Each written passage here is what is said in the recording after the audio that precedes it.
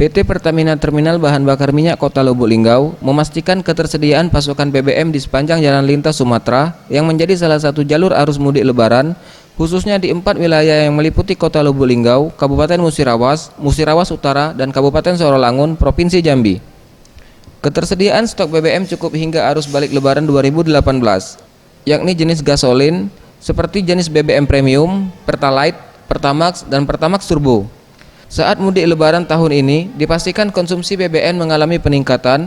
Hal ini berkaca pada arus mudik tahun 2017 lalu, terjadi peningkatan konsumsi BBM, yakni sejak H-7 Lebaran, konsumsi BBM jenis gasolin meningkat hingga 22% untuk wilayah Kota Lubuk Linggau dan Kabupaten Muratara.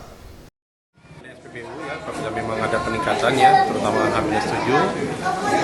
Biasa kalau dari tahun lalu kita ada estimasi kenaikan sekitar 22% ya, se-Linggau Muratara.